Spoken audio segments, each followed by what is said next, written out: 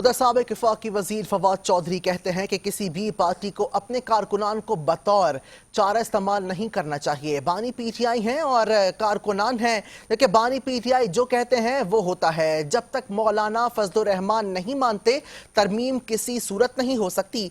अगर मौलाना फजलुर रहमान को रोंद कर आईनी तरमीम करने की कोशिश की गई तो ये मुश्किल होगा। उन्होंने मजीद कहा कि बानी पीटीआई ने रावलपिंडी और इस्लामाबाद में एहतजाज की कॉल दी तो एहतजाज हुआ।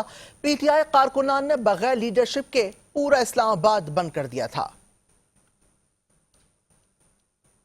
कायम कर दिया है। लीडरशिप नहीं है, पीटीआई है और कारकुन है और इमरान खान। आपने देखा उन्होंने कॉल दी पिंडी में किस किस्म का एहतजाज हुआ, उन्होंने कॉल दी इस्लामाबाद में किस किस्म का एहतजाज हुआ। तो इमरान खान जो कहते हैं वो होता है, दरमियान में कोई ऐसा कैडर नहीं है। मौलाना फजलुर रहमान की तजावीज़ मुझे नहीं लगता कि हुकूमत को पसंद आएंगी और हुकूमत की तजावीज़ मौलाना साहब को पसंद नहीं आ रही, इसलिए ये कॉन्स्टिट्यूशनल अमेंडमेंट होनी नहीं। जब तक मौलाना फजलुर रहमान इस अमेंडमेंट के खिलाफ है, मेरा नहीं ख्याल अमेंडमेंट हो सके। और मौलाना फजलुर रहमान को रोंद के जाने की अगर कोशिश की गई तो इस्लामाबाद में आपने देखा है कि पीटीआई ने बगैर लीडरशिप के पूरा इस्लामाबाद जैम कर दिया है। अगर मौलाना पीटीआई आपस में मिल गए तो ये तो फिर सारे जो है ना जहाज़ों पे फिर निकलेंगे।